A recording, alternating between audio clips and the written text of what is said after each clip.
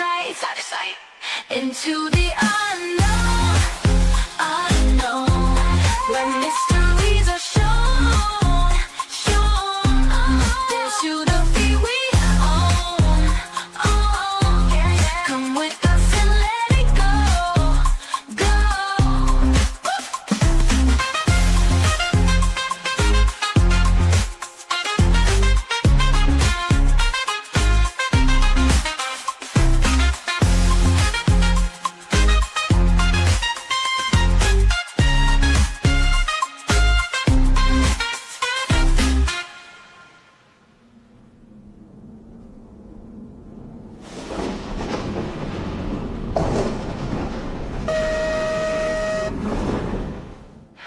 Feel the rain, come on, let's go. Feel it, oh yeah. Where the stars and secrets glow so bright.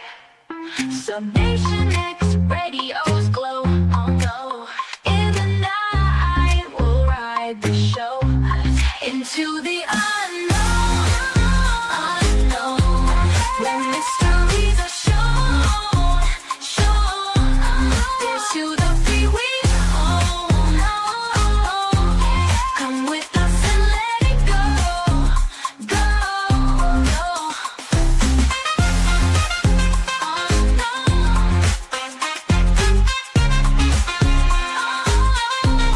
When mysteries are shown, shown, shown, dance to the beat we own.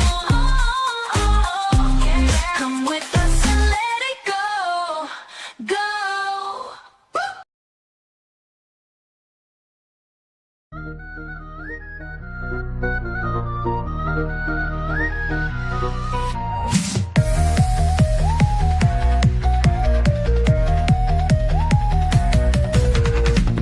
In the still of the night when shadows creep, whispers of secrets and silence seep. Chloe's voice cuts through the dark, guiding us where the mystery spark. A journey awaits, far from our home, through realms unseen where wild thoughts roam. With experts aligned, their truth to share, unfolding the fabric of cosmic despair. Take the leap, step into the night. With SNX Radio we will ignite a symphony of strange where the bass drops low, journeying deep where the unknown flows.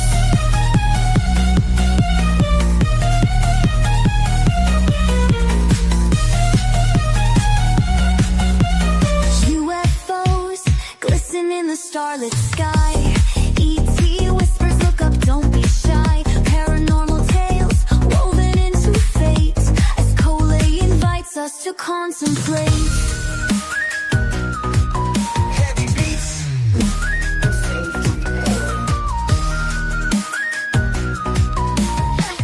Feel that chill when shadows align. Experiences unfold, one of a kind. Off-world encounters, truths they must find. Open your heart, release your mind. Take the leap, step into the night. With SNX Radio we will ignite a symphony of strange where the bass drops low, journeying deep where the unknown flows.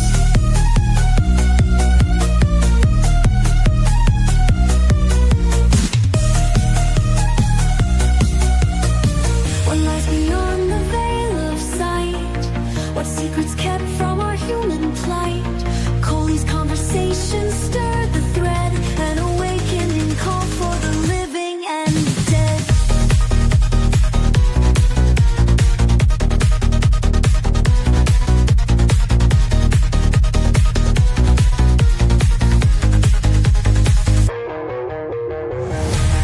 Take the leap, step into the night. With SNX Radio we will ignite a symphony of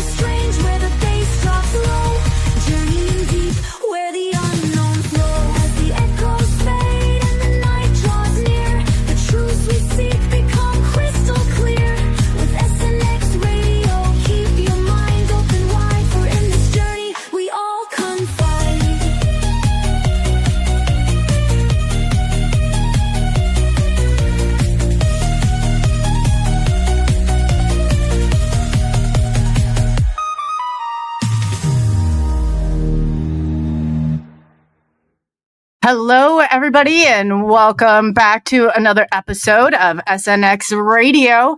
I have a very exciting guest tonight, but before I go there, I just want to say hi to everybody in the chat. Gosh, Polly Roderman, hey girl, hope you're feeling better. It's nice to see you in the chat. Whispering Portals, Laura, it's nice to see you. MadPack777, as always, you guys are awesome. Let's see. Oh, Kitty Cat Whack. Hey, it's nice to see you. Yes, that's awesome. Whispering Portals, Laura. Laura, and I know I did not get you a DM, but I will because we are definitely. Oh yeah, and Pseudonym is in here. Welcome. This is they subscribed yesterday and they ended up catching the show, so that's very cool. Let's see. Mod packs. Oh, I like that. Chirao sounds. Nice to see you. Whispering. Oh, thank you, Laura. That's awesome. Whispering Portals. Why does it say you're a new member? Maybe it's not. Okay. I think it's you. Anyway, let me know if it's not and check. Kurt W75 is in the house. So nice to see you, Kurt. Joseph Finch. Hey, it's very nice to see you and welcome. And then hopefully I didn't miss anybody, but if not, I'm going to get right into it right now. So you guys, we have Joe. This isn't Joe's first time on the show. Joe's actually been on the show before. So this is kind of his second time, his first time just being on my show. So a little bit about Dr. Joe is that he's a spiritual guide, who has been very clear, in other words, helpful and compassionate and trust, developed fluency in matters of the earth or eternal soul, which becomes very focused on as you trust more and more. Let's see here. He looks into great purpose. He's a Reiki master, and he does everything. He's very cool. He's very cool. He's very spiritual, but very unconditional love, that type of stuff. He also does a Zoom call if anybody's interested every Saturday, so he can tell you a little bit more about that. But without further ado, I'm just going to bring Dr. Joe on. Welcome back, Dr. Joe. You are on. I just wanted to know if you. Oh, you know what? You're muted. This is why. So is that better? Let me get that better. Hello. Hello and welcome back. I know I probably didn't do everything justice, but why don't you tell everybody a little bit about yourself and what you do? And I told them, do you still do the Saturday Zoom calls? Or was it Sunday? No, Sundays for sure. Saturdays, it's a brand new thing that I've been just started. That's the Path of Healing. That's open to anybody. It's on the school app, which is with a K. Which is just a free kind of, video togetherness thing. And then on Sundays, I do a Zen Sunday school through my Facebook events at 11 a.m. And I do something called Zoom Forward Personal Alignment on a Zoom link Sunday nights at 7:30 p.m. But yeah, I'm open, to anything. If someone wanted me to come do an event on their page or group or even in person, so to speak, all of that is my business. And if anybody is interested in me, but they don't know specifically what it is, reach out anyways, and we can talk about it. Don't worry about that. But yeah, that's amazing. So you're on school. I was thinking about that, but do you like it or so far? It certainly gets the job done, I guess, so to speak, to use the simple phrase. Yeah. I think it's fine. Yeah. And why don't you, for people who don't know, like what you get into, because everybody, just because spiritual doesn't mean that none of it's the same. Why don't you kind of tell them what kind of practice you're from or what your kind of school of thought is, so to speak, on everything? Because you do have a really neat perspective on things. Thank you. Yeah. Yes. School of thought made me smile a lot. So I think, I guess to share, about myself, I'm a Zen Buddhist, is my religion, and it's going to stay that way for the rest of time. I can already tell. And I do consider myself a follower of Christ. I very much do believe in God. And I guess what's nice about me is I don't have any of that tendency to push people away or try to encourage them. Kind of, what's that one where you put the bread out for the birds? There's a word for it. I'm forgetting the English word right now, where you coax. That's what it is.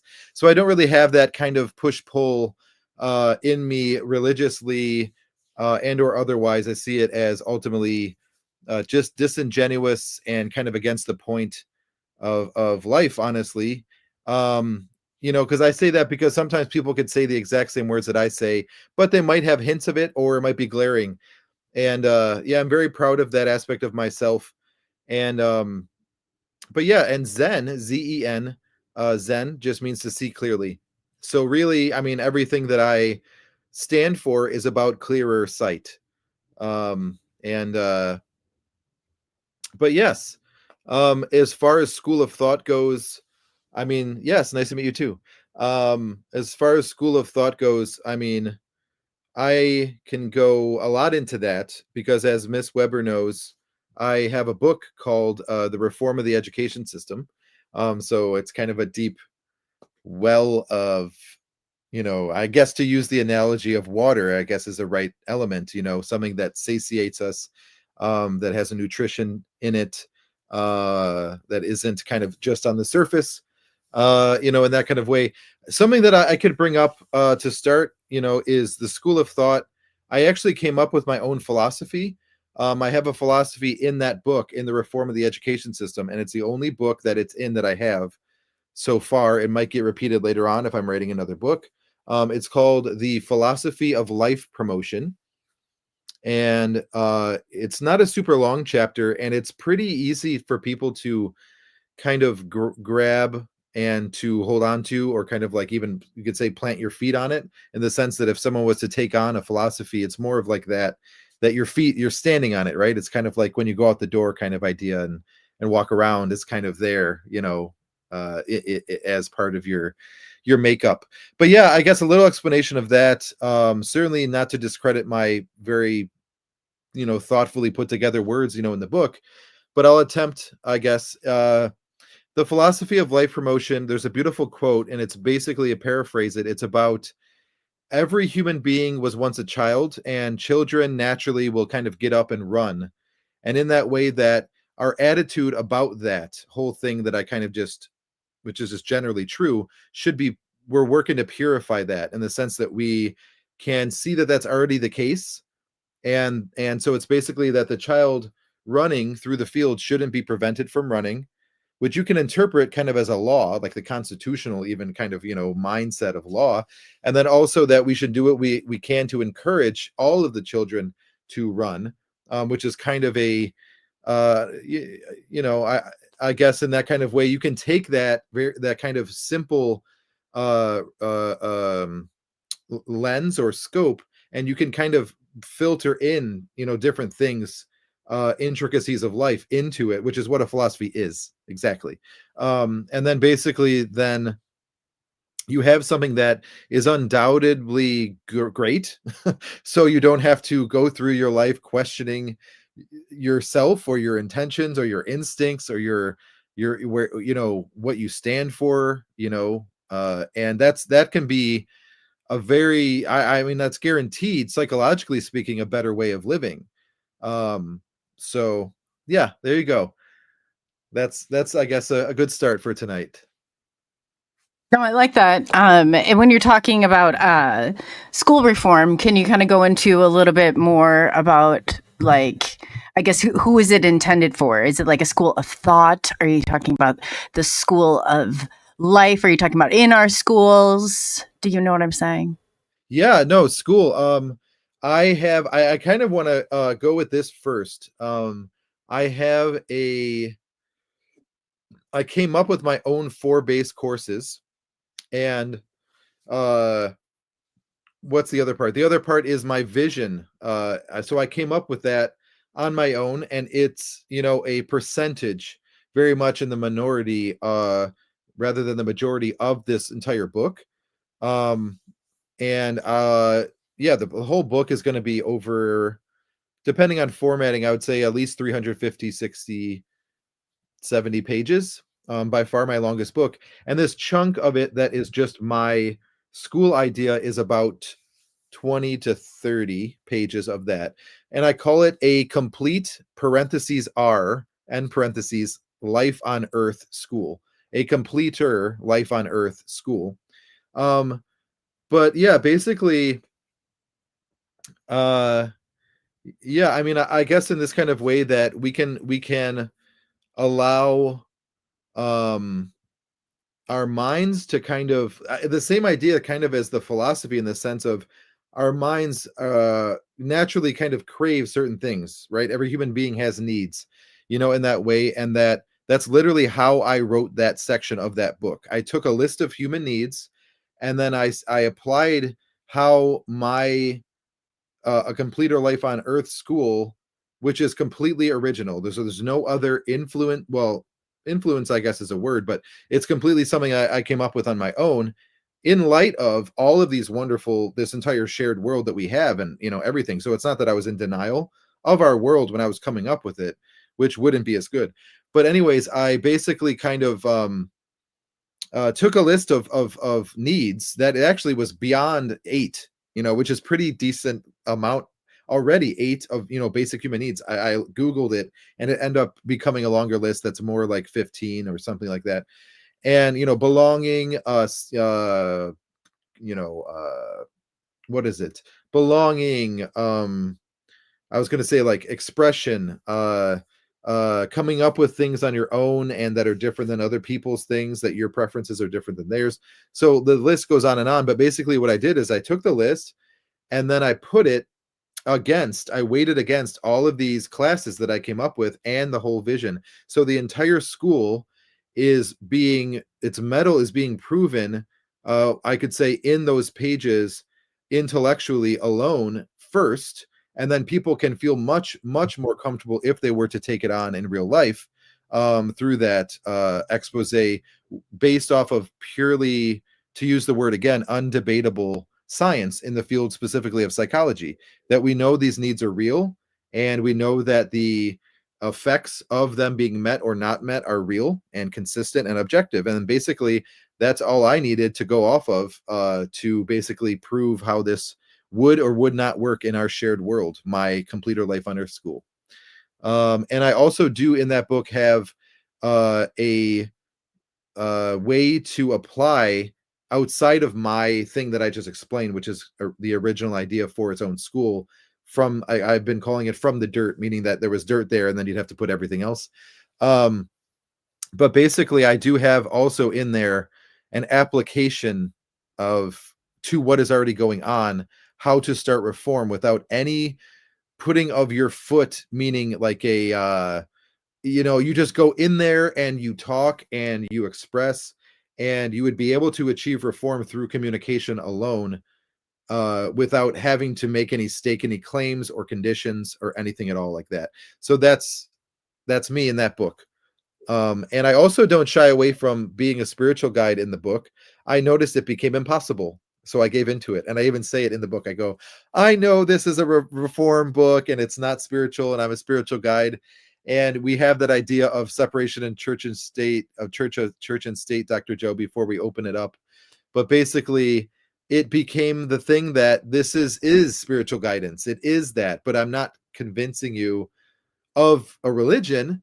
But the truth is very much, excitedly to personify the truth, very much involved in the book, and very much involved in our education system and in our lives. And in that way, it would be, like I said, it became impossible as I was writing the book to disengage from that, which is what I guess you could say aim to admire generally, I guess, in that kind of way, being spiritual myself, obviously, and recognizing that, it doesn't go outside of that, right? Spirituality is a personal, why we call them personal religious experiences is because all three of those words are very true. Personal religious experiences, right? And that in that way that you take away one of the words out of those three and you don't have the whole thing anymore, right? Kind of in that kind of way, so to speak, which is a very long, that's like an essay, that someone could write on that. But yeah, so that's that. Hopefully will be in print before Christmas. Oh wow! So this is kind of this isn't the book that's out. This is the book you're writing. Is that what you're saying? Yes, I have one book that's in print right now that you can order whenever you want over Amazon. That's called My Own Religion: The Power of Love. It's a manifesto. It's in black and white and color, and it is 266 pages paperback. And I picked 46 different topics ranging from honor, music. There's a chapter called "Feeling Your Feelings," which has to do with suicidality. There's one called "Being in Love." There's one called "Healing," mental conditions and altered states. There's one about angels and spiritual guides. There's one called "The Power of Being Weird," which is very serious in the sense of transcending our fear of truly living. There's one called "My Path Toward God." There's one, what else? So there's a lot. Yeah, there's one called "Grace, What Is It Really?" Yeah. There's one called "Guru," I think. It's just Guru, Guru. There's one called "Devotion" also, I believe. These are all your books? These are the chapter titles in the first book. Oh, I was like, where did you come up with all these books? Not yet. No, that's like 15. Yeah, sorry, like, and you just kind of, and I'm like, there's no way, because last time I knew there was one. Okay, that makes more sense. Thank you.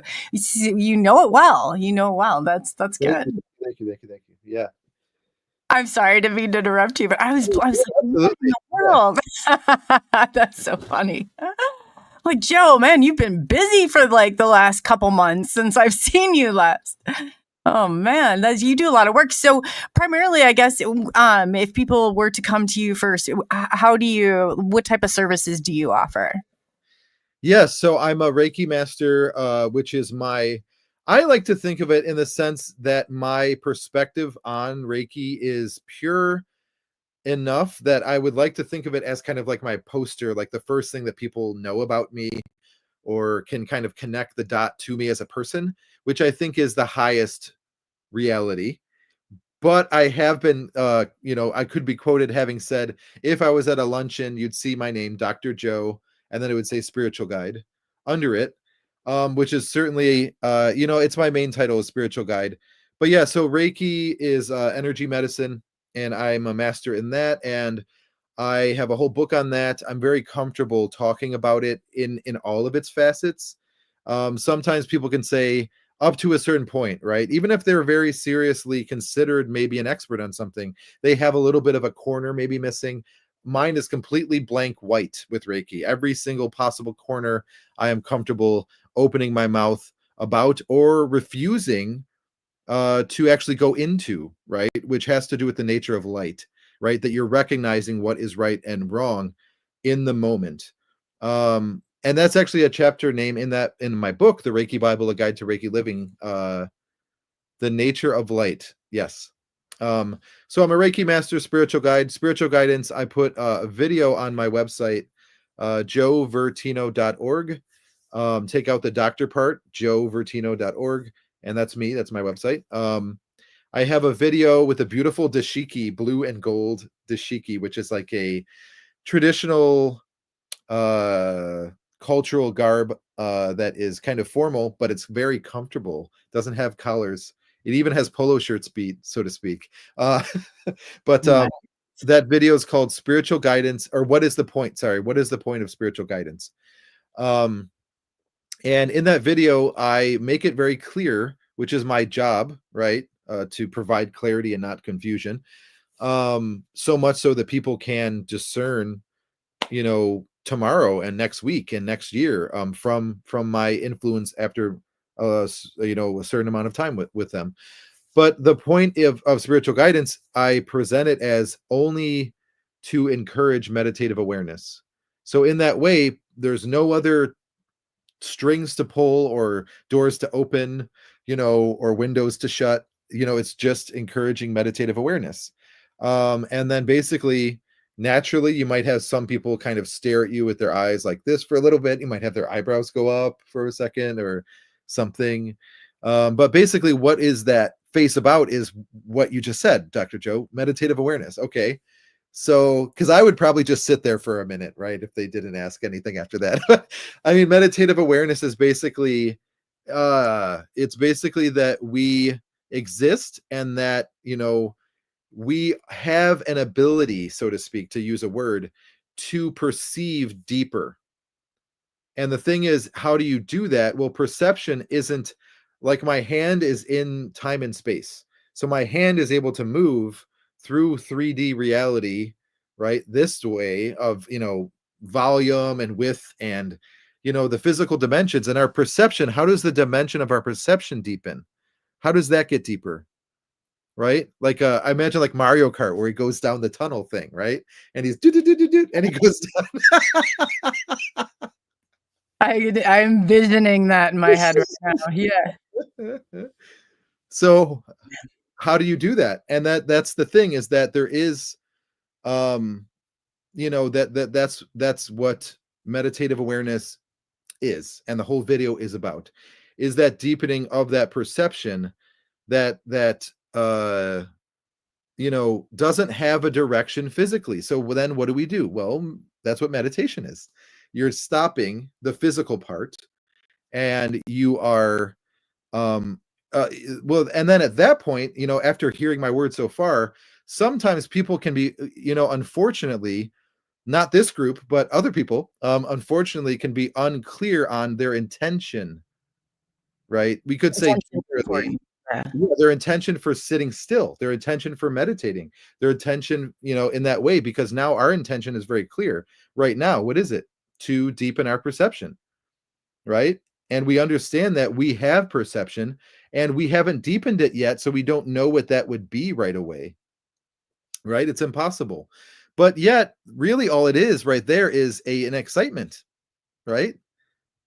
That's it. And then it's like, okay, now I can do something with this excitement. And if you're interested, coming this direction, so to speak, towards me, I'm very receptive. And all of my one-on-one work is personal and confidential. I do relationship alignment also. And what else? Meditation alignment, artistic alignment, and what's the other one? Career alignment. So all of these are different sections of my one-on-one work, so to speak. But it can definitely be said that my work with any kind of group or workshops or events is all related to these same exact kind of things or skills that you would notice would be present in that.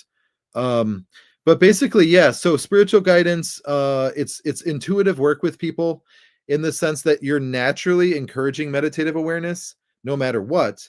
By, I guess you could say, by that Instagram is just Andromeda Joe 811 if you type it in on Instagram. Andromeda Joe 811 right there. Okay, is that correct for the? Was that your IG account? Yeah, right, it was the link instead of the actual name, so that's why. Okay, okay, I got you. But they could copy paste the whole link. But anyways, before you go back into it, what's your YouTube, so people know?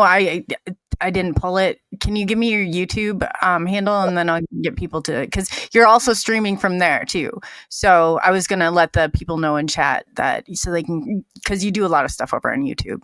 Yeah, my YouTube is streaming. This is streaming to my YouTube right now. Yeah. It's, once again, take out the doctor. Let me see if I can get my hand correct. Take out the doctor part. Type in Joe Vertino on YouTube and you'll get me. Joe Vertino. It'll come up. There's also a Joseph Vertino, which is also me. I have two of them, technically YouTube channels, but yeah. Oh, okay. Okay. Yeah, if somebody in chat could get his YouTube channel and post it in there, I'd love that. Thank you so much. So yeah, I could continue. Go on. I just, while you're posting, I saw that, because the chat's really good about it. The moderators on there are excellent. They're always like good at putting links and pulling them. So I just wanted to make sure that we were on the right track. Yeah. Did you say you wanted me to put my YouTube on the comments? Is that what you said, ma'am? Yeah. Oh, that what you want me to do? As long as you don't call me ma'am. Ma'am. I felt like, am I older than you, Joe? Is this what I'm like? But are you just? I know you're very respectful. I appreciate that. But that, ma'am, I don't know, keep looking around, like, who's a ma'am? And then I was like, oh, it's me. So yeah, you can call me. I mean, I answer by a lot of different things. You just call. Are you just being? Is it because I'm older? It's whatever you prefer. I mean, wouldn't it be against the point if I called you ma'am, but you didn't prefer it? Wouldn't it be disrespectful? No, I'm just saying. I want to know if this is an age thing. Is what I'm asking, Joe. Well, I'm 35 years old, so there's your answer. If I'm older or younger than you. Now that we're younger, so it is an age thing. Okay. What? I said you're younger, so it is an age thing. Is that the problem? No, he's Absolutely. not. I've caught in flack when I say sir and ma'am, and people it's a consistent thing with humanity and me, I guess, and they'll do that thing, and I go, I'm sorry, you're probably wrong, until the day that I go to the ground forever, says my knees. And no, it's nice. It's nice. I was just wondering if it was an age thing, like because I'm older. Yeah, I mean, I don't know. I mean, for me, well, no, it naturally would be an age thing. Yeah, I mean, I have a higher statistical. Did you know I was older, Joe? Is this what you knew I was older? I didn't know that you were older. Oh, okay, so it wasn't an age. I feel so much better now. Thank you. That's all I needed to know. I thought you were just being polite, not to. So yeah, I was just kind of working a little. As a therapist, you learn little tricks in your bag, good tricks. I forgot you were a therapist. Yeah. Now I want to tell a story of an experience I had with a therapist that actually is quite funny and appropriate on a radio show, but I don't want to cut into the time of the series. No, I would love to hear it. Waiting, but okay. Well, let me wrap up about my pitch with my. No, yeah. But after your website, you'll find as I put on the website, everybody, you will find something you need here, which is basically a very big claim to make. And I don't know, if you can tell by so far in this video how I am, but I'm a very truthful person and I'm very gifted. And that's, like I said, I live up to that claim. And that, if all it takes is people letting themselves, like with the idea of the meditation with the Mario, and when you're letting yourself just follow that excitement to allow your perception to begin to be explored deeper in that way, with the website, it's the same excitement, it's the same person, it's you, and in that way, basically that you taking that and moving with that choice, moving with that excitement. If it's coming to my website, you can be sure that you're going to get something, like I said, that's fulfilling, that's a need, whether it's a subtle need, right? Somewhere in the back of the subconscious back here or something like this, or it's a gross, obvious need. Perhaps if someone was is struggling, they're a trauma survivor. That's a very, very blatant need that I am very equipped to facilitate healing with, in that way. But I guess I'm an appropriate person, generally. So yeah.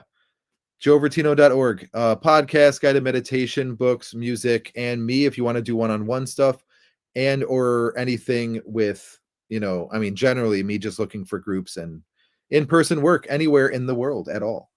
But yeah, or if you just want to reach out and, be friendly, I encourage that I don't take that as, oh, this is professional, you shouldn't try and be friends. Absolutely not. You can be my friend. That's absolutely fine. It doesn't bother me at all. Yeah, that's cool about you. You're pretty laid back and chill. Like, not, some, I want to say spiritual gurus are just kind of, I don't know how to be nice and put it. They're kind of detached, maybe a little dull when it comes to, corresponding with people, but you're real charismatic and, you're great. There's Laura, her name is Laura Pruitt. She wanted me to show you a picture, but I can't get it pulled up. Is it okay for her to send it to you on Facebook? Absolutely. Yeah, go ahead. Don't hesitate. Yeah. I would love to see the picture that you got inspired to show me. Yes.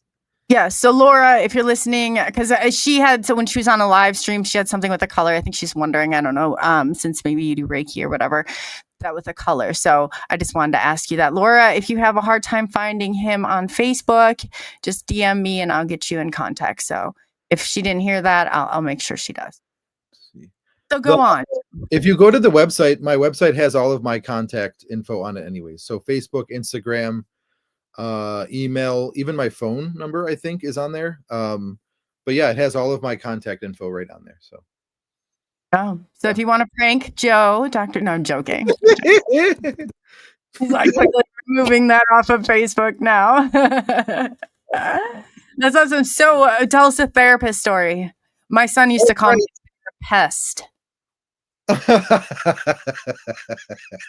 that was funny. The therapist. Well, anyways, I was gonna say something about guru, I guess. Okay, gurus are allowed to make fun of people and laugh at super serious shit. How about that? Yeah. That's an I've got a morbid sense of humor though too. I'm not a guru. The law. It's just the law of life. That's true. But anyways, okay, so here's the story. So this ought to be good. He's laughing ahead of time. It's got to be good, or you're gonna let us way down. One of the two. No joking. No pressure. Okay, so the story is yay, friend request. The story is I went out to read poetry here in should I say the town? Just pick yes or no real quick. What do you think? Should I say matter? You can. I do, but it's totally up to you. Okay, I won't. I don't care. I'll remain anonymous where I am, even though you can find out in a second on phone number. Well, I guess when it goes out on the audio, maybe they won't. Because I don't want to be here anymore. I need to move. Joe will be changing his phone number and his location to an undisclosed. Yeah. I could change the first three numbers, the area code, right? And then keep the rest. Anyways, but yeah, so I'm in Buffalo, New York, Northeast United States. There's a bar here named after the philosopher Friedrich Nietzsche, and it's called Nietzsche. Yeah, which Nietzsche. I don't have a problem with any of that. Besides, maybe I don't know. But anyway, so I was out there. This is a therapist story, by the way, not a confessional about my hometown that I need to leave. But so I went out to do a poetry reading, which I've done before, and I went to Nietzsche's at 9 p.m. on Mondays. They do open mic, and I brought my laptop and everything, and I don't have a car right now, so I literally, in the last bus back to my house, leaves, and I had to run down the street to get to it on time, so I had to start at 9, and there was like nobody, there wasn't a lot of people, but I was there, and it's very interesting. I won't share any personal details, but there was a therapist who, it started out, she saw me and she said, "What are you drinking?" And I guess I was looking okay. And I was like, "Oh, I'm thinking this is what I think this is. This is a woman and I'm at a bar and it's nighttime and I'm an adult and this is cool." And she, yay. And she says, "Yeah, what are you drinking?" And I go over there and I'm like, and I'm there and we're hanging out and it's fine. And then it gets all, and then I find out that this person is a therapist. And then it gets to a place where it becomes the opposite of therapy. It becomes that it became a confused person who happens to be a therapist experience for Dr. Joe at a bar. And basically the therapist's job is the clarity. And this person ends up becoming a person that is ultimately confused after being very clear about, "Oh, what are you drinking?" and this thing happening, and then completely being like, "I have like 10 boyfriends and I don't need another one." And it started with that, and then it became that mess. Most therapists are a mess. All I remember glaringly is that this person was a therapist. So that's my funny story about it. And it literally was the whole experience in here in Buffalo. So please. People think though, don't you think? Because I was like, man, if we'd sit behind, and I'm telling you that those ladies that I worked with had more going on than 3/4 of my clients. And I was like, how are you holding it together? I mean, it was crazy, but they just know the rules. So they're good about keeping it outside. You don't play in your backyard. My guess is she wasn't at a bar that was within walking distance to her house. She was probably at one. That's what we're taught to do. do, you know? So it's like, you don't want to get caught with like in that type of situation. So yeah, I'm just curious. Did you find out, was she in her That's own, interesting. like, Yeah, you went into psychoanalysis of it a little bit. Yeah, that's something. well, that's how what they do when we're in school. That's like 101. You know, it's like Yeah. even when we talk, we're like, oh yeah, you can't. It'd be like taboo to say you were going to your local bar. If one of us were, they'd be like, oh gosh, you know, there's this event going on, and I have to go down to the local bar, and because usually they'd like hit it like maybe 25 minutes. We were in another like state, we were in another area, so that's where it's kind of like a therapist thing to do. Then you can go like that, and then if anyone did tell the story, they would never track down the therapist to you. So it's like she'll never be found unless you got her phone number. Yes. Well, If anyway, you are and you recognize Joe, please, we'd love to know what you were thinking, lady. You got 10 boyfriends and you're just holding it together. Maybe she wasn't a therapist at all. She sounds more like a oh, God.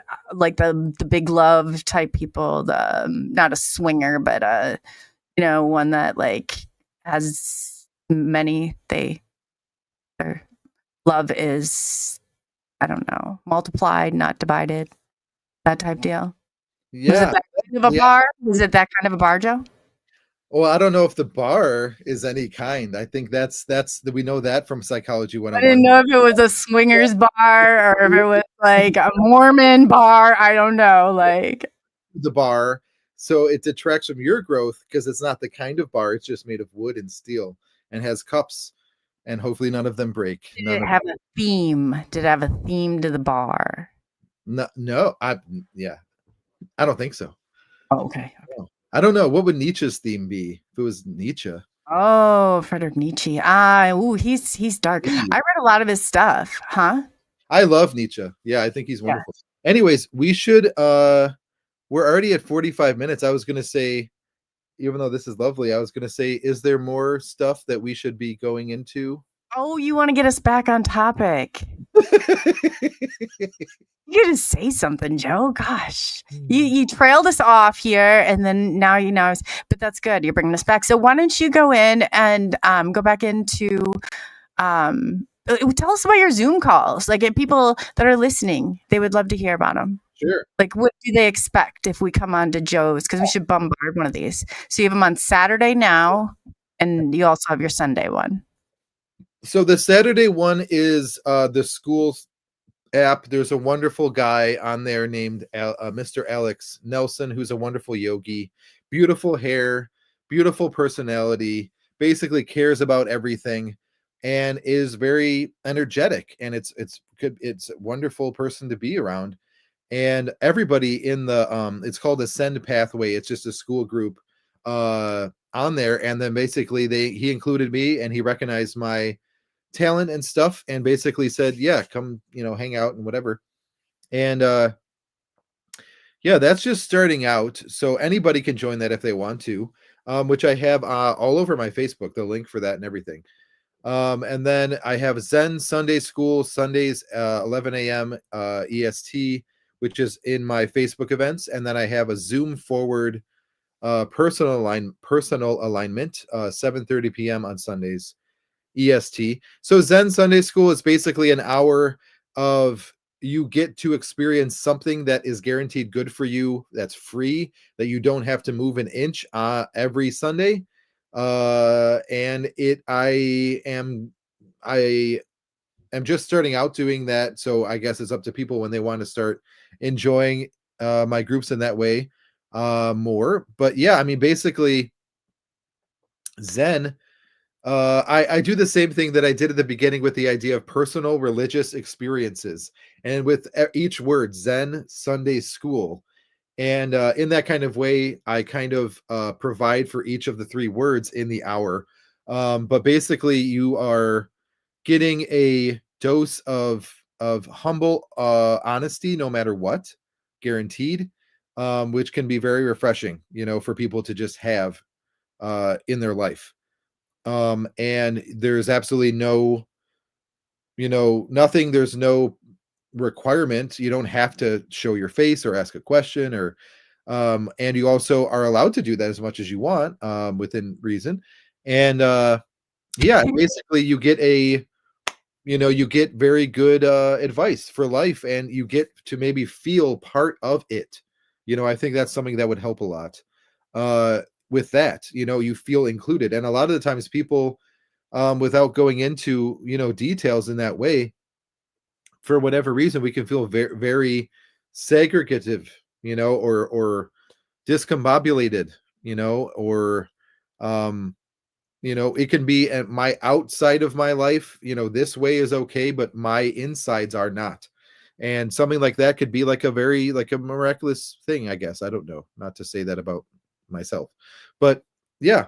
And then zoom forward personal alignment is basically, what's nice and refreshing about that is that no matter what, one time a week you can come back and bring your attention back to yourself, and only have it about yourself, right? Even if your husband's like, yeah, go back, to the Joe Vertino thing and do yourself thing. And really, even if that was the case, it would still only be about you, no matter what, and in that way, I guess, to the point that we can't control other people's behaviors, thoughts, beliefs, their actions at all. And naturally, in that way, the gravity is towards that, what I am doing in that group, in the sense that it doesn't have to be this kind of, kind of like black hole cosmic affair, of the reasons of why I am tuning in, to zoom forward personal alignment. It can be, there isn't even maybe a reason, so to speak, but it's something that is just natural kind of thing for me to use in my life. And any and all people are welcome, and questions are encouraged, but for that you can expect a sincerity for yourself and your alignment, and in that way, that's a guarantee, that So with what kind of questions? So you kind of go in and you go into like 3 different like bulleted like items. Is that right? And then that relate, and then you have people ask you questions about their life or I guess what's going on, or can you give me an example? yeah, I mean, basically what goes on in that is I will present a perspective that is about you, but it is not stepping on your toes, and it is serious and actual. So I do that, and basically then from there, I can go with whatever people's, if there's something coming up in them and they want to share, I would usually give a sufficient kind of answer, I guess, in that way. But I naturally give a objective path, path based, destination based perspective for yourself and only yourself, that you can take into your that you can take into your life, that you have, it can give you kind of like firewood, you know what I mean, in the sense that we have that kind of drive, to kind of our a passion in life, but we're missing the firewood. And that could be like firewood in the sense that you're getting something uh to kind of I guess work with, to use, that phrase. Yeah. In the sense, and sometimes that just takes another person. It takes someone who, like myself, who has a kind of bigger perspective, but it's including everybody. And I guess you could say it comes across as a little scientific in that sense. And that, your emotions and how all of that plays out is your subjective experience of life.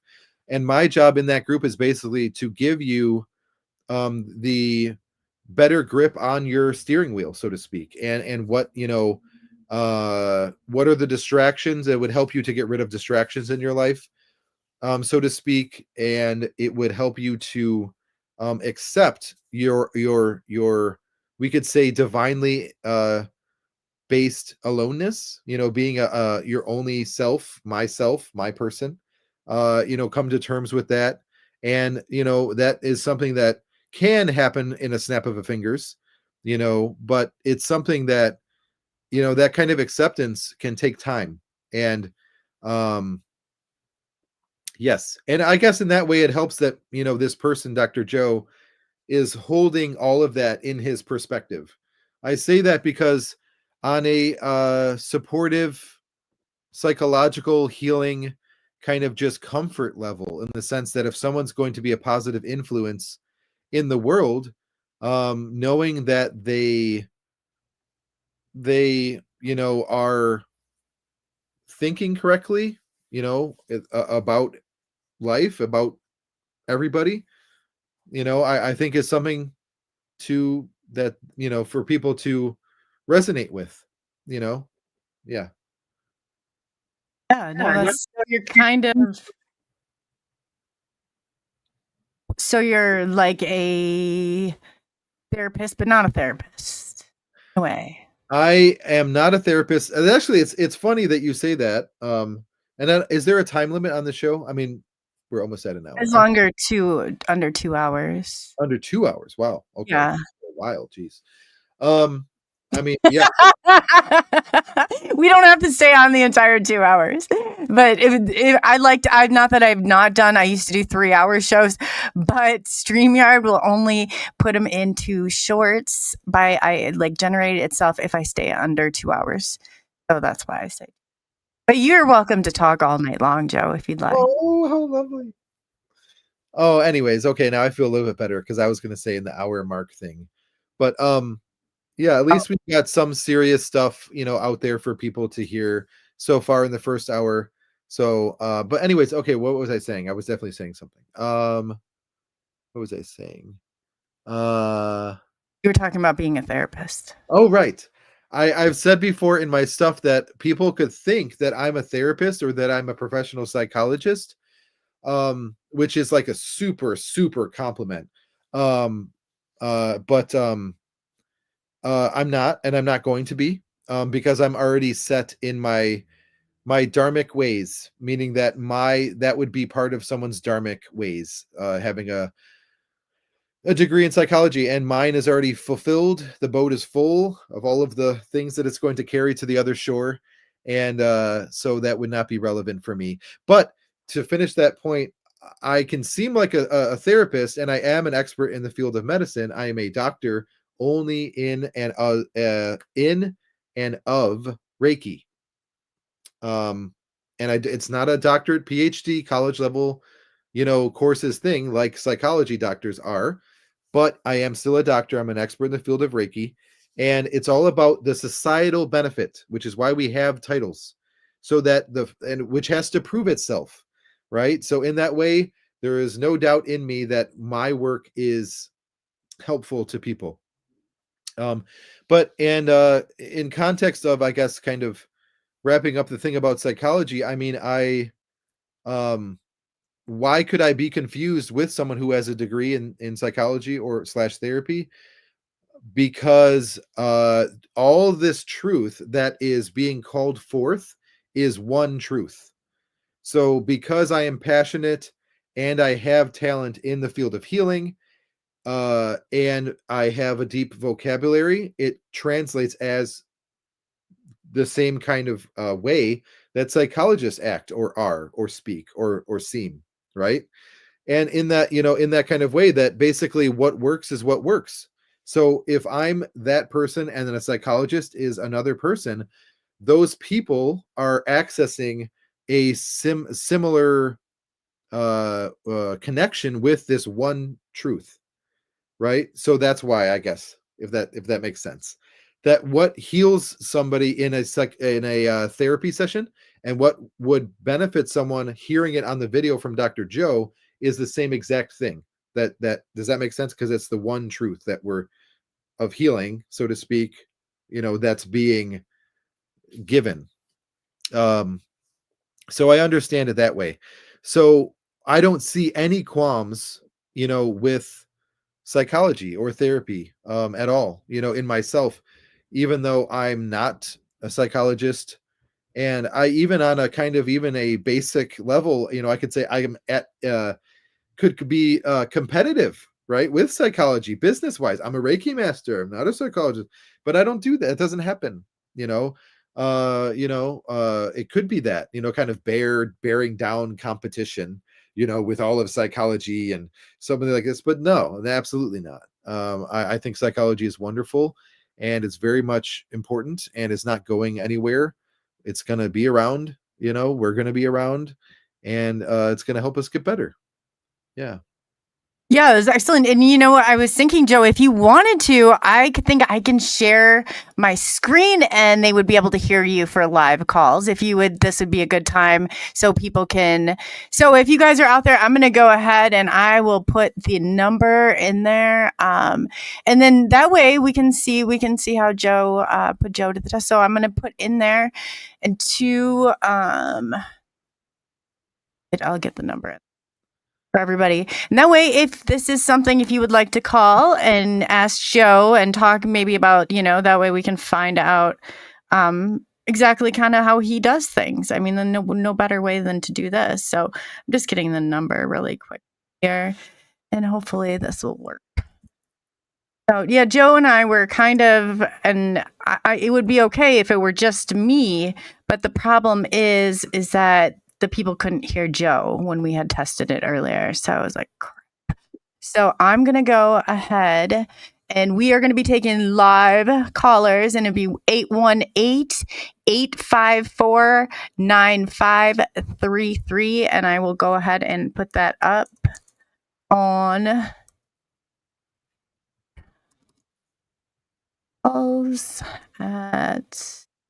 yep.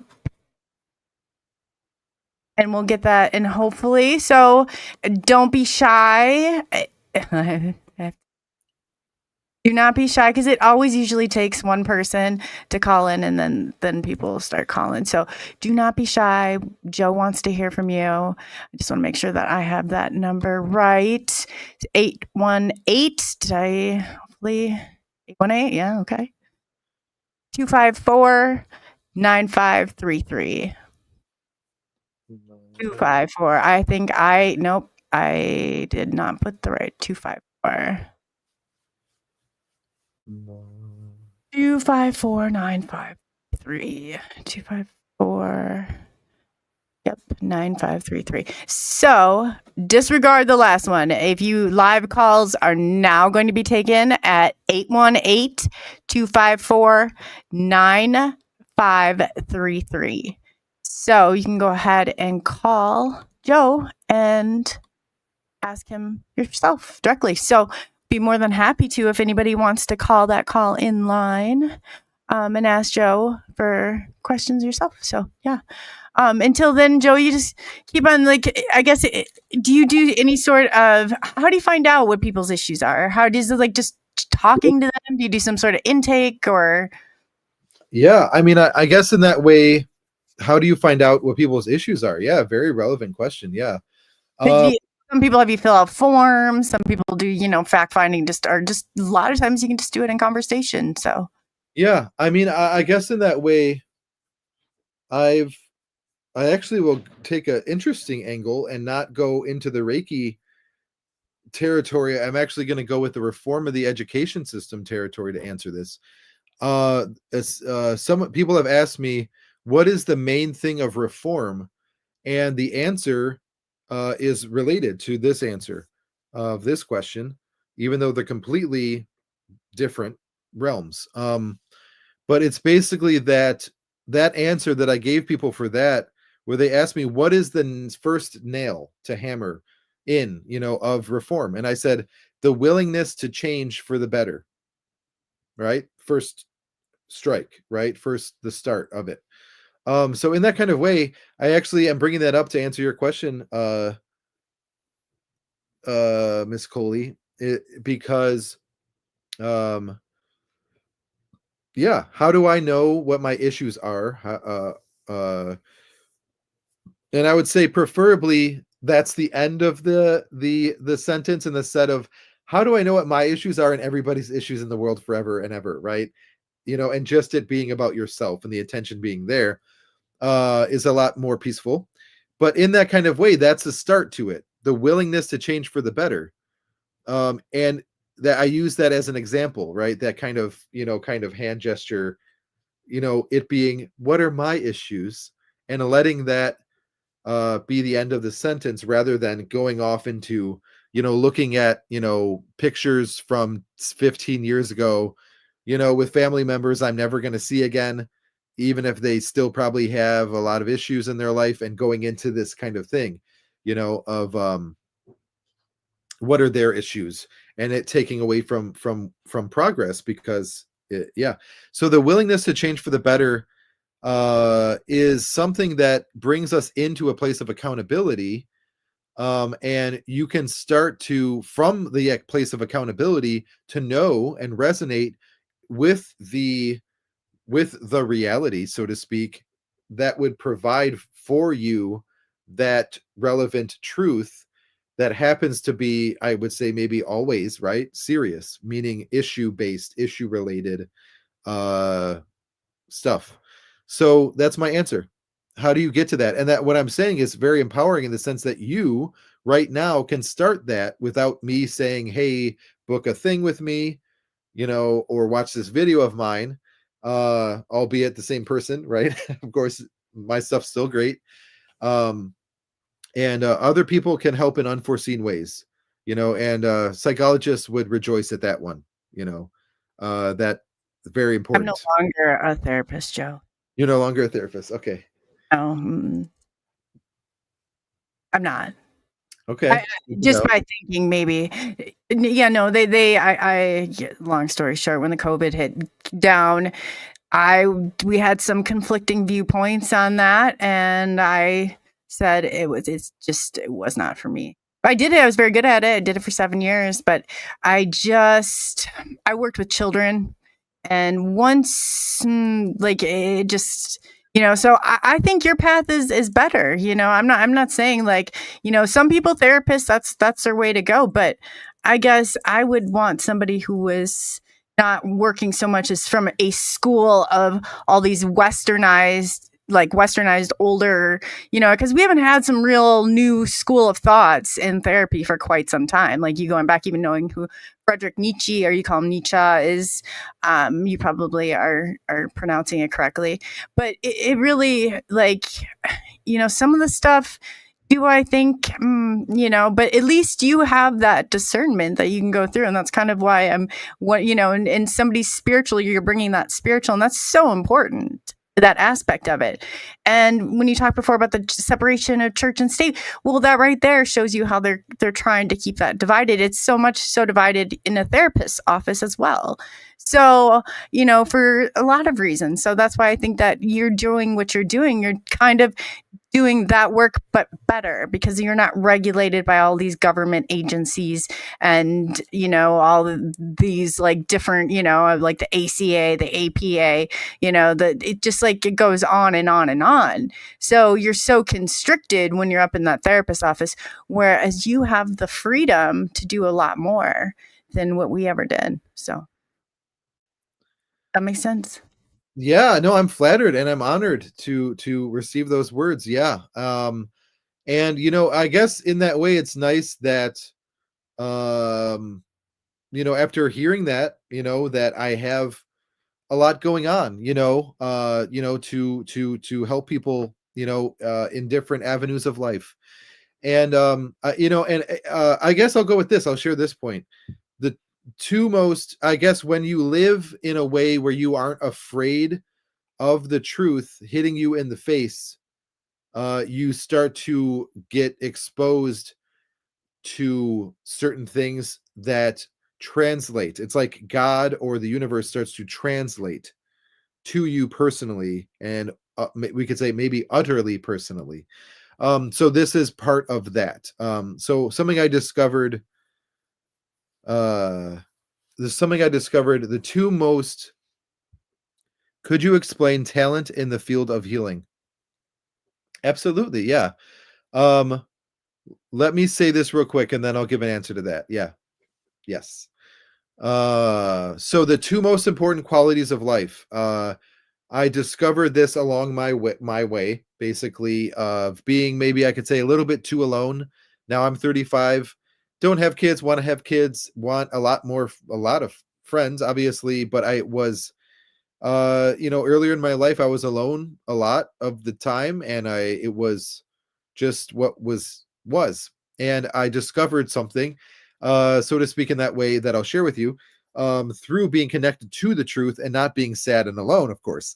But it was, the two most important qualities of life are self honesty and humility. So self honesty in that way provides a lot of relief, and it also provides it's actually, you could say, a self love, the root, we could say, the beginning, the self love you will happen when you're honest with yourself, which translates as taking yourself seriously, uh which you can also correlate with self respect, in that way, and the process of healing, and making choices, that are higher vibrational. That talk about Nietzsche. Here's a cool connection. Woo! Nietzsche came up with his own thing called herd mentality / group think. Now, here in Buffalo, going near the universities and campuses and stuff, I got to experience it firsthand, the kind of gaggle of geese that can be, to be honest, like looking like you, Miss Weber, even though you look beautiful and they look beautiful too. But when you all look the same, your memory kind of, it sticks out in your memory. And you've got 10 different people that are all women, and they're all in the same age range, but they are, it's almost like when they left the house, they were trying to have people confused if they split up, which one would be the one that was the one that you were after. Like they all look the same, and they're, walking the same, talking the same. But there's a danger in it that's called groupthink. That when your head hits the pillow at night, are you satisfied? You could say generally, and one of the things that provides the satisfaction in that unmistakably real moment is the lack of a giving in to this herd mentality, which is very, very real. It's like a peer pressure that has at its root an unconsciousness, and we are conscious beings, right? If someone said, "Oh yeah," right? When they say, "Oh yeah," it's like the consciousness is showing up, right? And I'm remembering this, I'm resonating with this, I'm not being fooled, right? And the consciousness is there.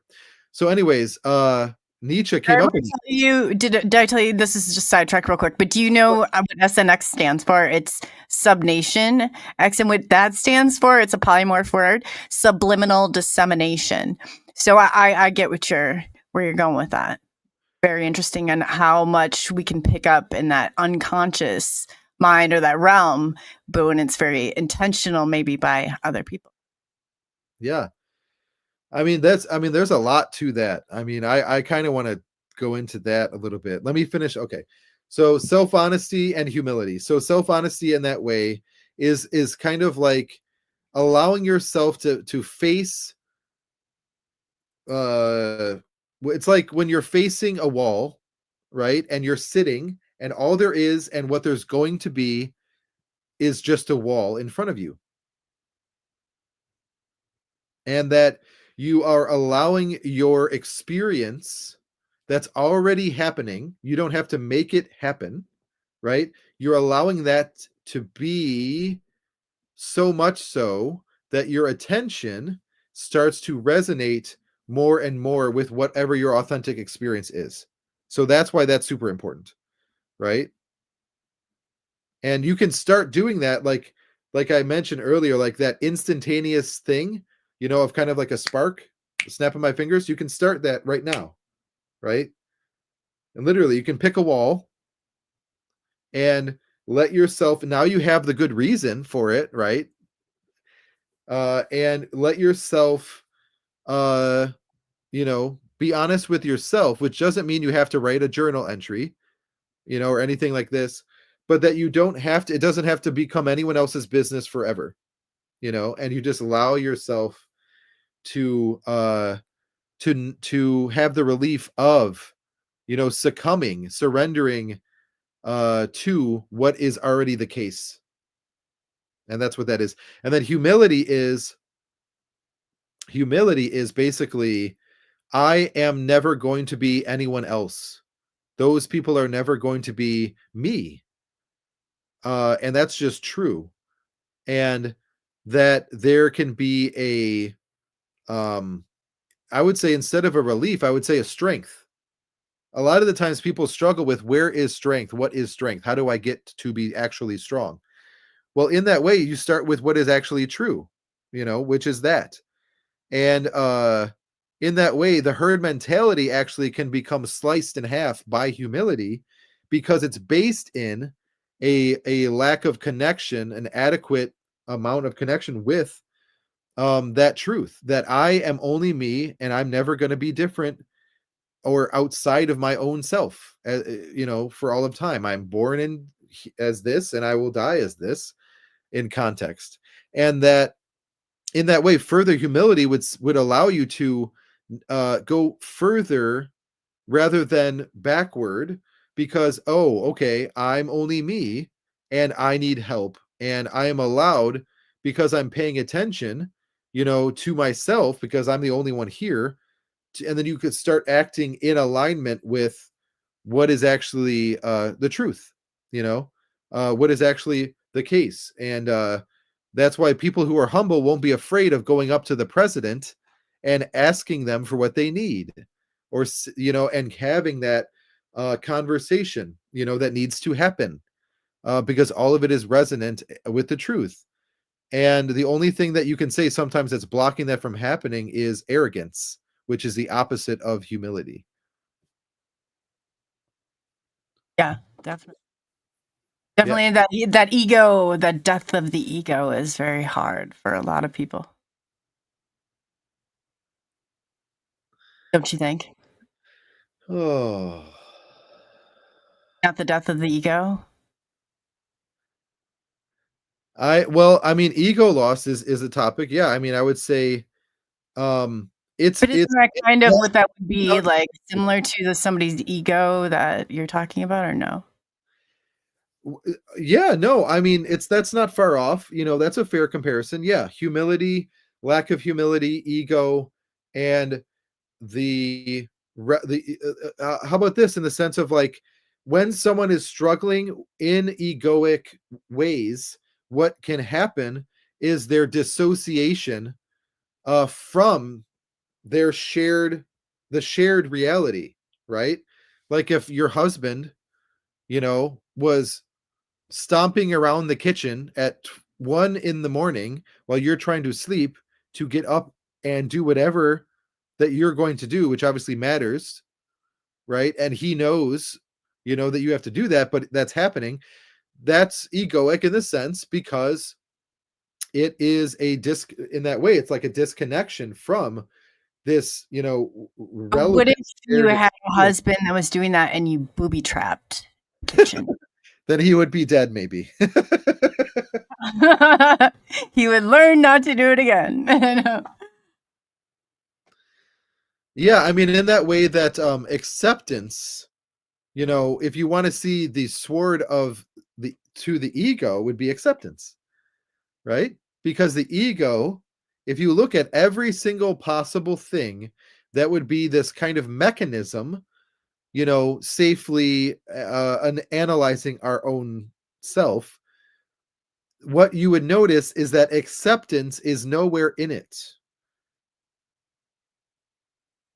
And you know what? I maybe I should back up on my definition of, like, when I talk about the death of the ego. Like, I'm going to, like, not necessarily like something but that of seeing yourself as, I guess if you've ever done, like, a Native American ceremony, like a Cambo or a Bufo ceremony, it's the death of the ego, because you're going outside and you're seeing something much bigger than yourself, is kind of where I'm going with it. Like, when you start to see things in that perspective, that there's a world that's just not you, that there's, much bigger out there, other than yourself, it kind of puts things into a different perspective.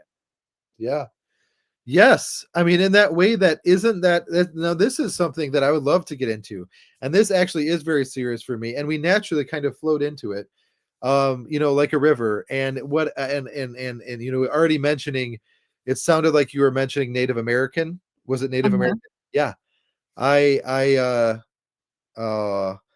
one of my bucket list on my bucket list is to speak openly and honestly and seriously in front of Native American people about Native American people and have that experience personally as an orator and a professional, positive influence in the world. But anyways, okay, so that's on my bucket list. Now you know that. Snapple fact about Dr. Joe. Okay. But basically, yeah, I mean, in this way, that what makes drug trips good is the acceptance, right? The acceptance literally is what makes drug trips good. They call it medicine. Yeah, medicine, of course. I'm joking. Go ahead. I'm only messing you a little. By the way, I can never ever do drugs ever again. And I'm also a lightweight when it comes to drinking alcohol. I can smoke cigarettes, obviously, and drink coffee within reason, but that's it for me for drugs. But this is going to be cool because if we talk about drugs, what's going to be cool about this, and this has been something that I've been hoping happens, because I'm very comfortable with people that use drugs. I'm not at a place where I'm like, go away. I don't want to smell you. I don't want to even think about what you believe. None of that. It's open arms with me. I don't. But I will be in hell if I touch another drug ever again. But the thing is, I guess with this, if you want to go into it, I can go into it now, my spiel with drugs, because it is a spiel. I don't know if there's anything else I should say before I go into it, or that we were on. But I would like to know, I guess, if you're not going for the medicine man at the Native American ceremonies, what is your goal to go in front of them, and I guess why that have your target audience on your bucket list? Well, yeah. So yeah, Native American people, I see them as unmistakably proud. And as I refer to myself as Mr. Leo in a lot of my spiritual content, and that's very much a positive trait, not just for Native American people or for Leos, being proud. So I have that universal connection in my own mind about it. And also I have a lot to say that is personal and professional, that is relating to culture, and that I'm very open with my speech, and we're all supposed to be. And so that's the lion. I got you. Okay, spiritual sense. No, I always think of the Native American. It didn't, when you were saying Leo, it didn't dawn on me because they always have the lion. I was always a lion, the Lion's Gate. I never understood it. And then Spiritual Ascension in chat put a picture of the lion, and I was like, oh, Leo, lion, I got you. So is that the correlation or the connection with Leo? Because am I way off again? No, that's what Leo is. Yeah, we're the lion. Yeah. No. I just didn't know. I wasn't taking that extra step until I saw her put it in chat. Like, I was like, Leo. Well, I did understand why the Native American people and Leo, what the connection was. I was struggling. Well, so basically in this way, that I guess me sharing my, this is what I'll connect it with. I have, it ties into the reform of the education system work. Basically the A Completer Life on Earth School by Dr. Joe, 4 base courses: cultural appreciation, life skills, etiquette, and proper perspective on healing. And then my opportunities for growth, which is the vision. So all of this is mine that I came up with. And basically that the Native American people in that way obviously would be included in cultural appreciation, the course. but I guess in that kind of way that the yeah, I mean, I guess in that way that the connection that we all have as human beings, you could say on the earth, some Native American people, it's fair to say of what is it, to the earth, right? In that way, they have their own religion that's very, very important. And I don't know what words to say after that, right? That they would be Native American words. But yeah, no, I don't know if you're familiar with the words Great Spirit, which is Native American um, language about in English about God and about a biggerness, a biggerness. And that basically that in that way, that whose business is that? Everybody's business.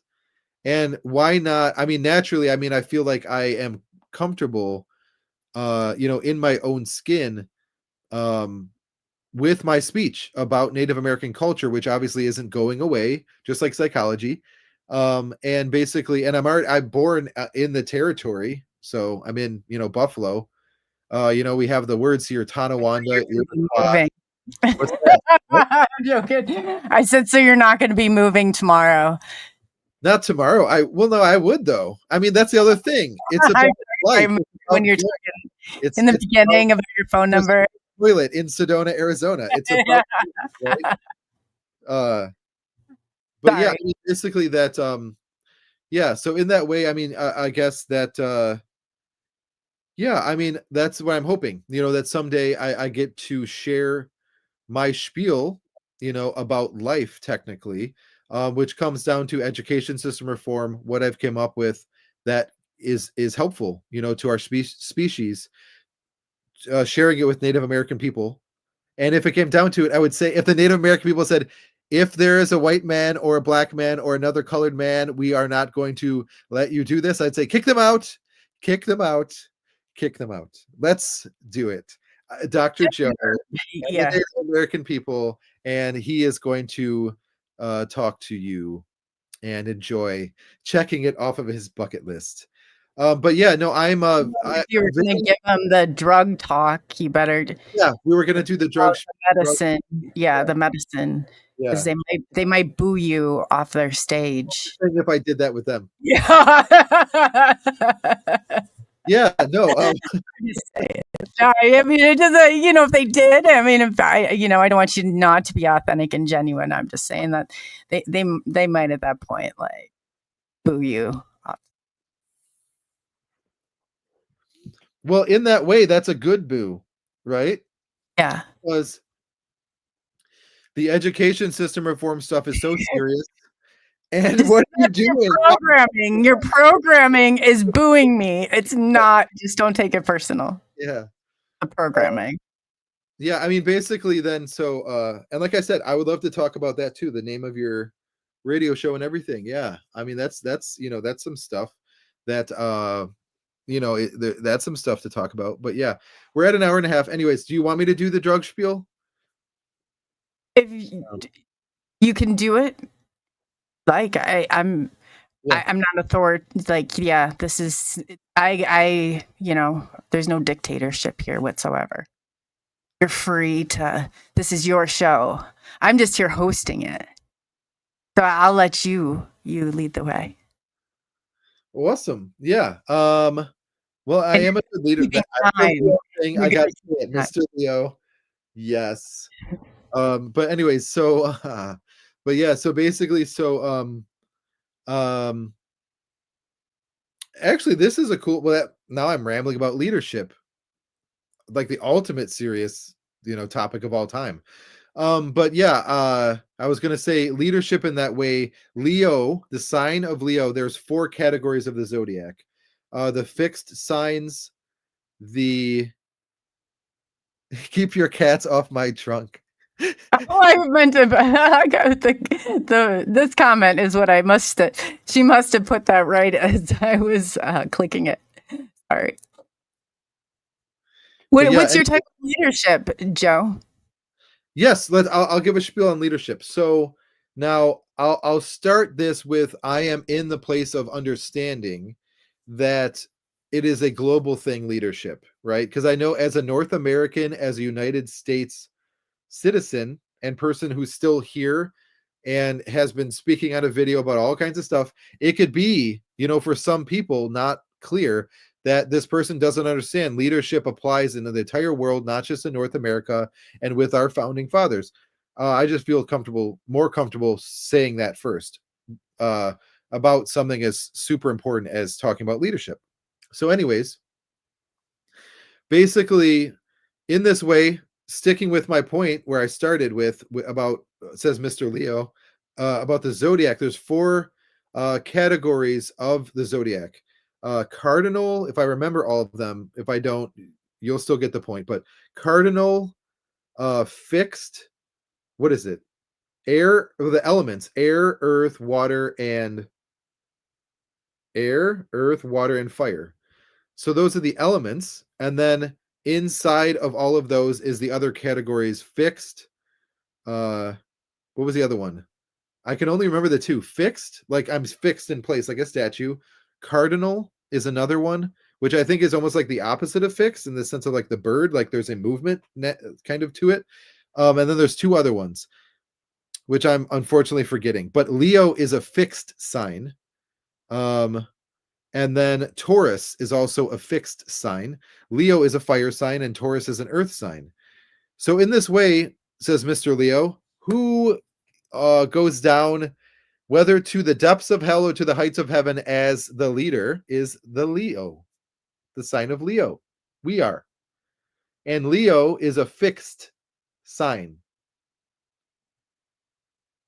which means that, like a statue, right? So I'm fixed in place. And where do we want our leaders to be? We want them to be still, fixed, so we can stare at them, so we can observe everything that they possibly could be doing, right? So that's my start on a talk about leadership. And in that way, that the more comfortable we are naturally with our leaders' existence, the better life would be generally, right? So in that way, then you can basically translate that beginning of that I'm just shared with you all the way down, meaning that what are all the facets of the idea of the leader being fixed, being like a statue, being still? They're, on a spiritual guidance level, I say you're more exuding of peace. You are also, more easily approachable in that way. You are someone who is comfortable with receiving the attention naturally, and in that way that also it could exemplify the leader's listening, right? Listening. So all of that super serious, leadership business and stuff, no matter what group or category, nation, that the leader that it applies to.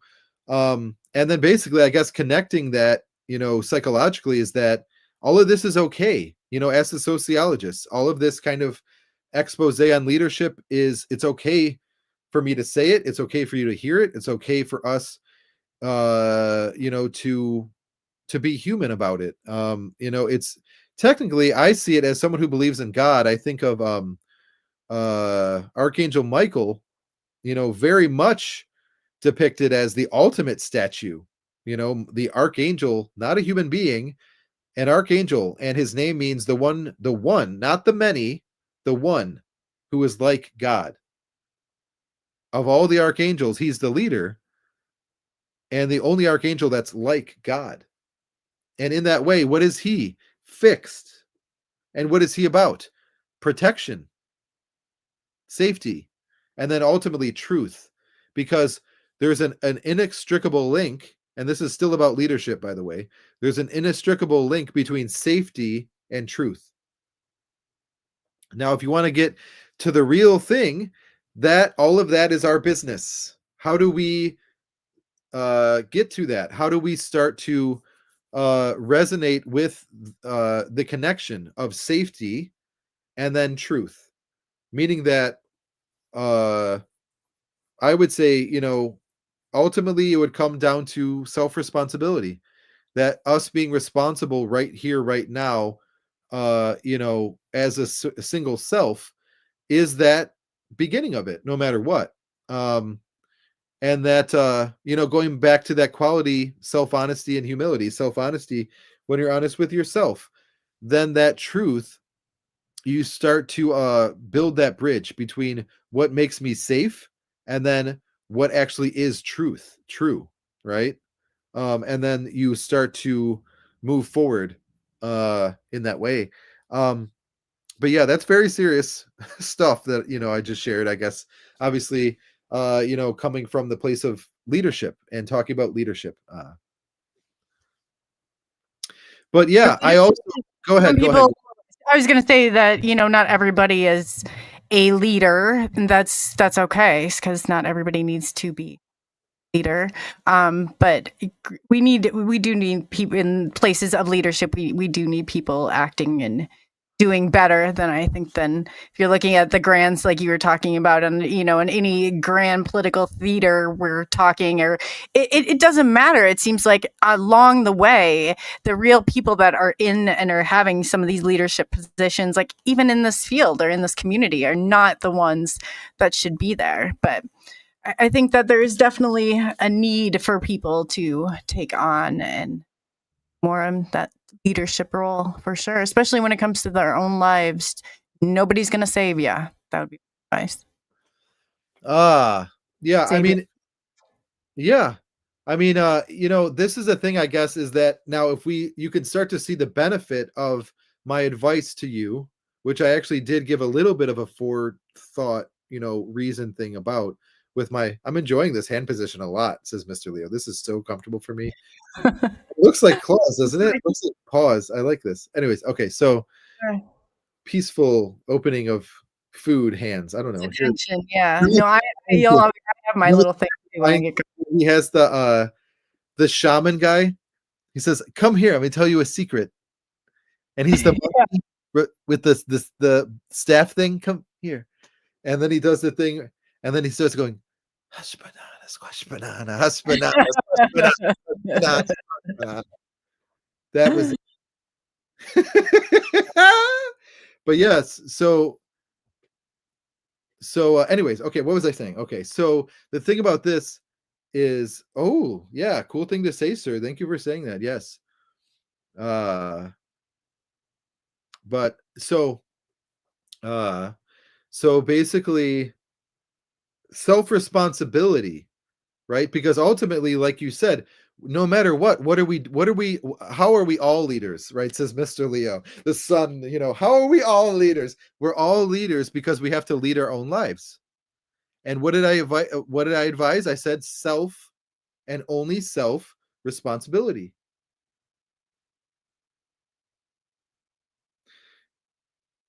Yes. And then yeah. And then but yeah, I mean basically, if you talk about the inevitability of life forming groups, right? Which is not herd mentality, it is not groupthink, it is survival, belonging, communication, preference, individualism, all of that is in that of group formation, the existence of groups. And the groups, geopolitics is groups based. I mean, if you simplify it into red and blue, different colors, and very obviously different of Republican and Democrat, to put it kind of blankly that way, in that way. And it's very clear that leadership is very present in our world in geopolitics.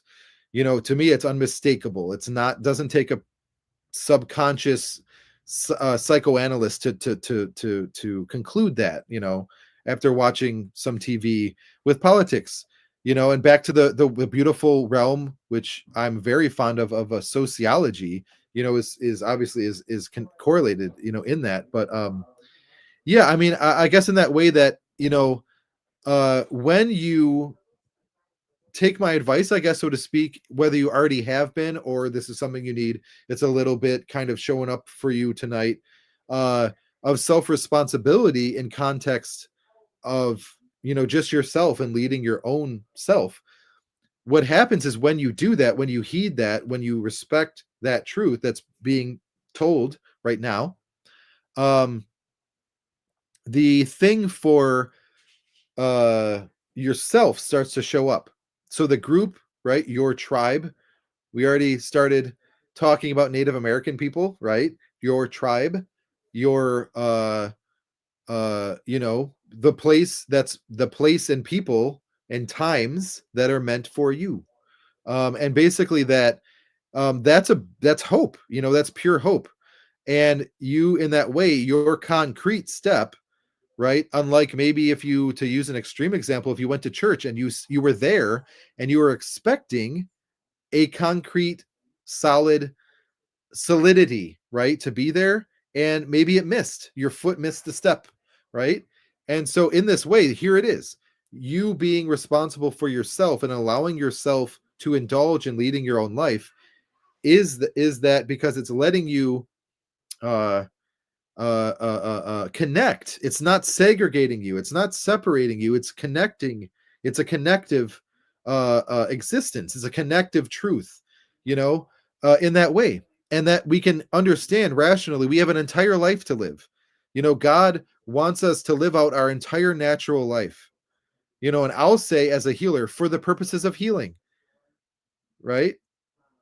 So that we can heal, so that our eternal soul can experience as much healing as it can take in this lifetime. Anyways.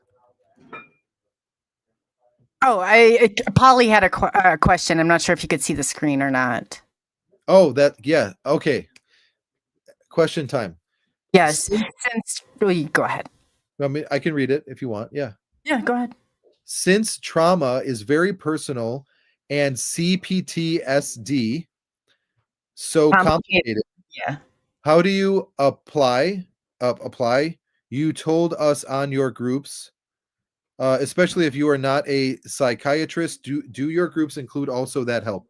So it's naturally, complex. Yeah, PTSD. Sorry. Yeah, no, any and all people generally, but in that way, I would say there's a little bit more of an appropriateness to someone who has this with me than even with other spiritual guides, in the sense that spiritual guidance, it doesn't my kind of shine, I guess in that kind of way, is healing. So other spiritual guides might have more of a brazen or fiery or kind of aggressive shine or spin or feel. Mine is more in that way. I would say I don't shy away from the truth, but my utmost priority is always healing and always will be. So you're very much welcome to any and all of the groups. And certainly, let me see. Okay, so the website is on the comments, joevertino.org.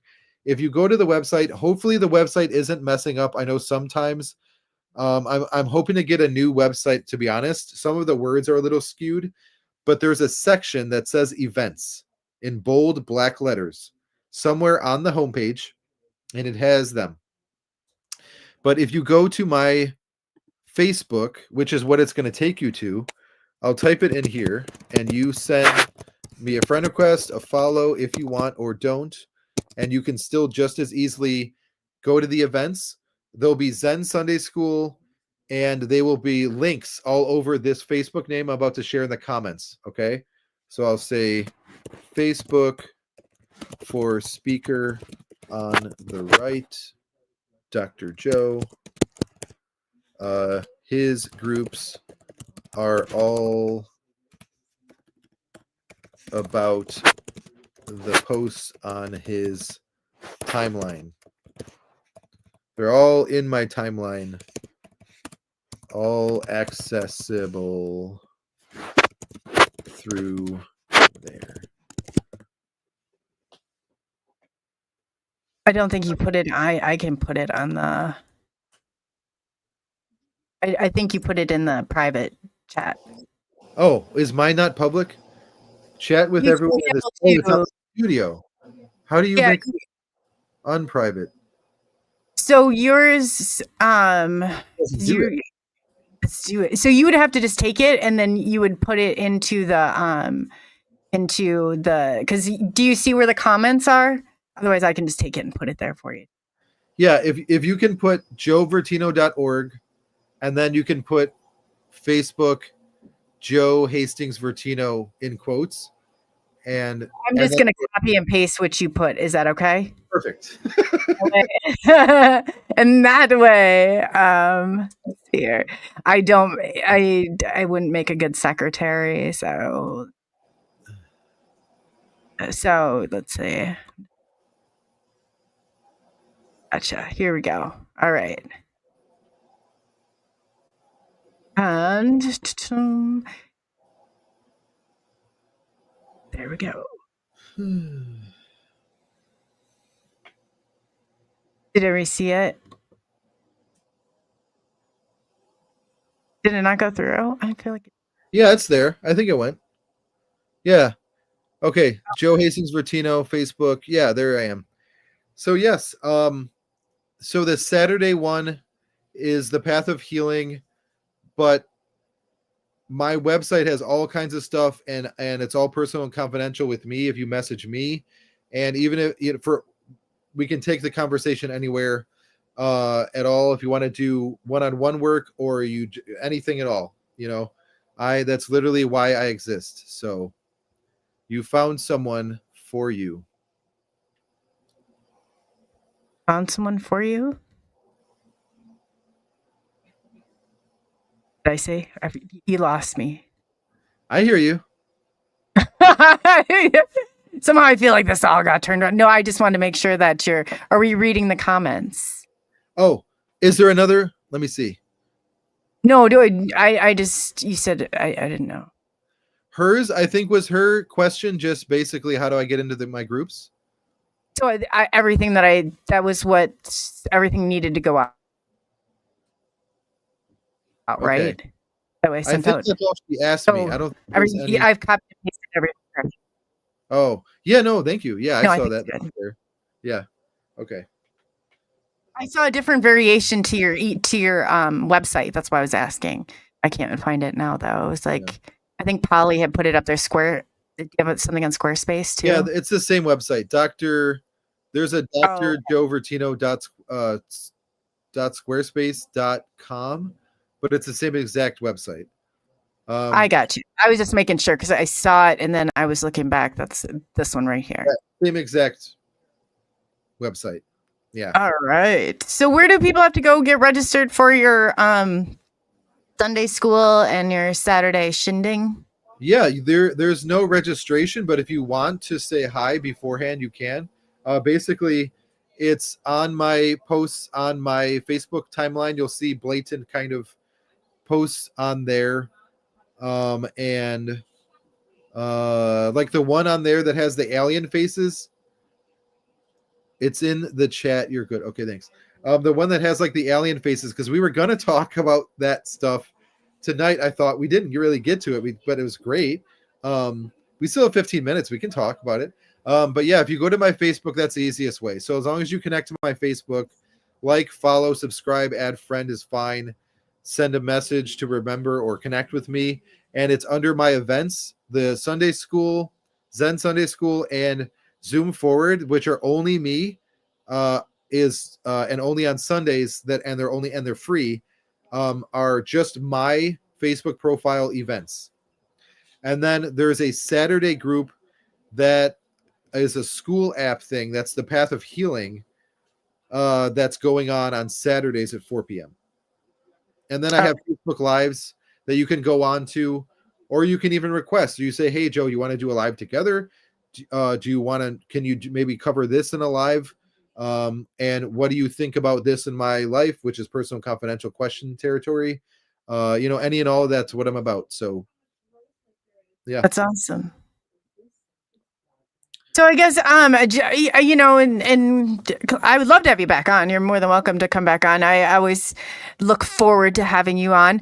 If I'm not sure, I know that there's a lot when it comes to ET and a lot of trauma, because that's really the only way through to some of the ET stuff is trauma.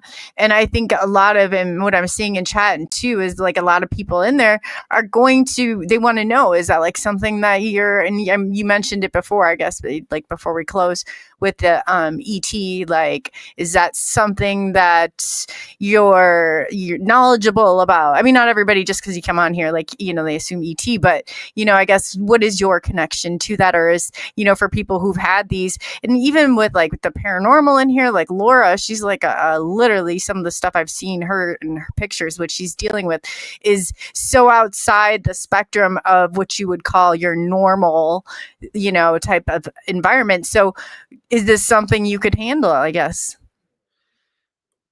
So yeah, I mean that's a wonderfully said. Thank you. I mean, I just yeah, where to start? And I'm very careful with my words. Sometimes people aren't, you know, in context of talking, and you already mentioned the word ET, you know, like the movie ET, the extraterrestrial, right? I have one here. Actually, I'll show you. Look, look, look. Ooh. Not again, Joe. We are. Oh, It's a me. Oh, his head's yeah. I thought you were gonna. I thought it was. I was like, that's funny. That's ET. You got it. ET phone home. So you're like ET. I just always remember when you were saying ET riding the basket. You know, in that one movie. That's right. ET, That was me. yeah. ET.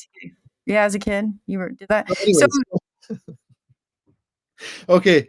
no, with you keep a poker face when you're. So I have a hard time reading with your humor or not. So yeah, I'll get it though. Not that I'm analyzing you, but Yeah. Oh, oh, thank you. Oh my God. Oh, I appreciate that. Thank you for just my personality. Thank you. I appreciate that. Yeah. oh, No, okay, so let's talk about this is so beautiful. These beautiful blue eyes, doesn't he? Can you see them? They're kind of blue. yeah. There are some theories as to why ET's eyes are all black, and when they're here, they say they're really sensitive to the sun, that they do have colored eyes. I don't know for sure. I've not seen the others, but an interesting tidbit of information right there. Yeah, no, okay, so let's start. You said we're under 2 hours, so we have 10 minutes. 10 minutes, go. ET stuff. Okay. So this is the thing, is that life is not a race. Life is not a race in both meanings of the words. A race like a foot race that we're getting to the place as quickly as we can, which is basically might as well be what? Where? Who? When? That always changes. I say life is a journey, not a destination. Yeah. And then the other meaning of the word is race, like a specific race, only one race. Like I'm Germanic or I'm Hispanic, right? Or I'm Arcturian, right? So in that way, life is neither a race, like potato sack race, or a race, meaning only one race. So in that way, that's kind of my introduction to extraterrestrial talk with Dr. Joe.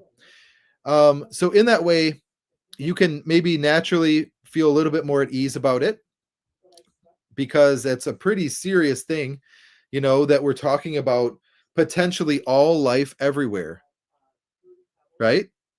All life everywhere, you know, and that in that way that we are what? We are part of that. And then that's it, right? Because we can't be all of it. We're part of it. But in that way, we're included in it. And we get to, you know, have this personal experience in it, of it. So that's basically what we're doing right now for 10 minutes. But yes, and we have been, but yes. Okay. So there's a little, it's a little different, right? When we're talking about this stuff. So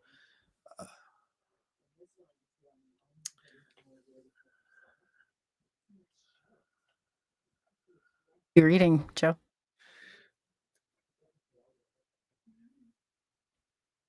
So anyways, one thing I could do right now is I could ramble on about all of this information that I have that's left-brained, right?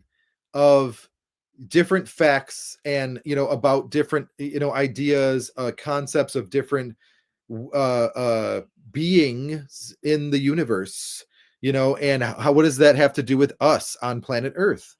Um, and the right brain idea would be more of the feeling, feeling into this part of the video, in that kind of way. And all of that is appropriate. And no matter what we're doing right now is we are hello, bless you. This is wonderful. Glad these people, I'm loving that they're here. Oh my God. But yeah, but basically that uh in that way, all of that's good, right? We're meant to use what?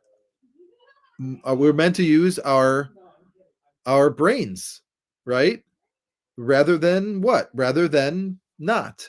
So what is encouraging us using our brain is that perspective I just shared, that we have a left brain and we have a right brain, and they're distinct, right?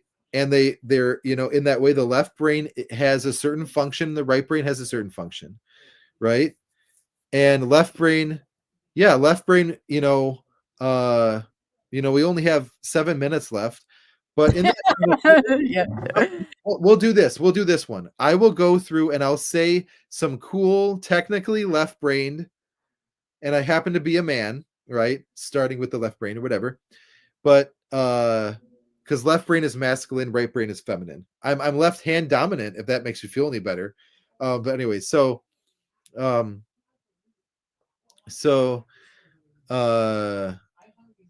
okay, so starting in this way, what I want you to do is allow the right brain to activate while I'm starting this, and just feel, right? So I'm going to share some information that's technically only about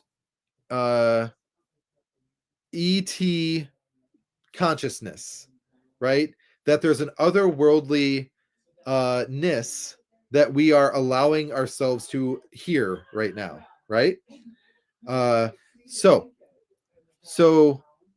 yeah. So anyways, so to start with this, no matter what we think about life and what's really going on, right? Which is a big sentence, a big phrase for a lot of the people that are investing their time in this specific arena of thought, right?